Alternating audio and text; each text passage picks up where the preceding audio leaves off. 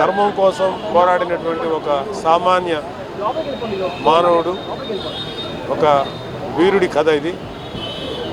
షూటింగ్కి నేను చాలాసార్లు వెళ్ళాను. కళ్యాణ్ బాబు గారు చాలా ఇంట్రెస్టింగ్గా, చాలా డెడికేషన్తో ఈ సినిమా చేశారు. ఎందుకంటే షూటింగ్ చూస్తున్నప్పుడు ఒక ఆర్టిస్టు ఎంత డెడికేటెడ్గా చేస్తారో ఒక ప్రొడ్యూసర్గా నాకు అవగాహన ఉంది.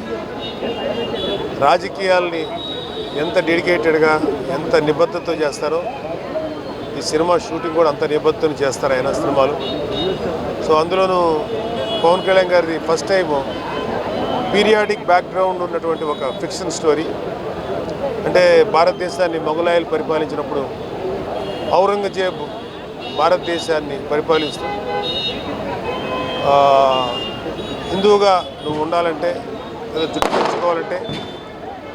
పెంచుకోవాలంటే నీకు జిజియా పన్ను కట్టాలి. ఇలాగా ఎంతోమంది హిందువుల్ని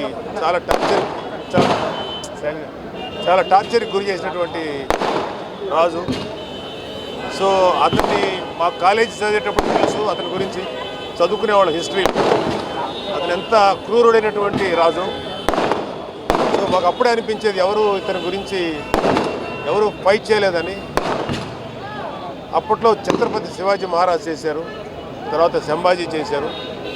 కాకపోతే మనకి ఈ హరిహర వీరమల్లు అనే క్యారెక్టరు ఫిక్షన్ క్యారెక్టర్ అయినా ఒరిజినల్ హిస్టారిక్ బ్యాక్గ్రౌండ్లో కాబట్టి డెఫినెట్గా చాలా ఎక్సైటింగ్గా ఉంది చూడాలని. అందులోనూ కోహినూర్ డైమండ్కి సంబంధించినటువంటి నేపథ్యం ఇది. Let me enjoy the movie.